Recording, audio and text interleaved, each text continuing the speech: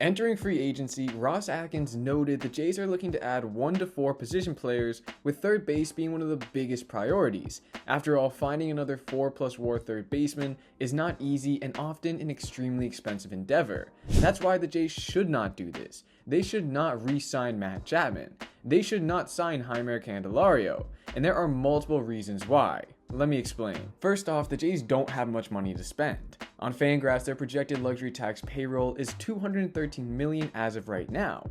And if we think back to what Mark Shapiro said at his end-of-year press conference, where he states the budget will be around the same as in 2022, then we can conclude the Jays will have roughly $35 to $40 million to spend. That's not a lot of money for potentially 4 bats and 1 or 2 arms. So they may elect to do some of their shopping through trade. Albeit you have to give up trade capital and pay the player's salary, but depending on who you're after, it can be a much better alternative, and there are guys available. I touched base on a couple in other videos if you want to check them out in the description, but I will briefly go over them here. Willy Adames is a name being thrown around because the Brewers will be selling this offseason. He's a shortstop, but he is such an elite one that the move to third would be seamless for him. Then there's also Brandon Drury, who has enjoyed a few solid years since leaving the Jays, most recently in LA where he hit 26 long balls. Both of these players are great options and wouldn't be making that much. Adames is projected to cost $12.4 million, while Drury will be at $8. These guys are great options because of how productive they are, but also from one other very important aspect. That being their contracts are expiring after 2024.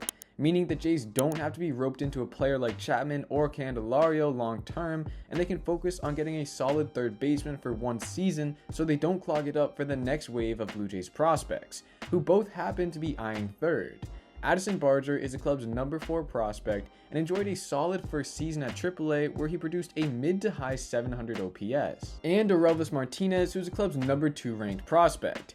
He started the season off at AA before getting the call up to Buffalo, where he was also productive with an over 800 OPS. Both of these guys could be up with the Jays at some point next season. That's why getting a player on an expiring contract would be so beneficial. He would help both of these prospects develop, advance their game, and then leave it open for either to take full control in 2025. Because if they do sign someone long term here, the Jays will have Kevin Biggio, Santiago Espinal, Davis Schneider, Spencer Horwitz, Addison Barger, Orelvis Martinez, and Leo Jimenez all getting funneled to second base, where they will not see that much playing time. That's why it seems like such a no-brainer best option to not acquire a third baseman long term and rather leave it open for a player internally to take. Because A, it allows more prospects to get a shot, B, they could have a higher ceiling, and C, it would save a lot of money. Money towards the top free agents in this year's class, or for players that need extensions like Bo Bichette, Vladdy, and Danny Jansen. But let me know what you think about the whole situation. Do you want the Jays to sign a third baseman long term, or leave it open after 2024 for a guy internally? And of course, if you enjoyed, make sure to hit the like button and subscribe for more awesome Jays content all off season long. Alright, I will see you in the next one.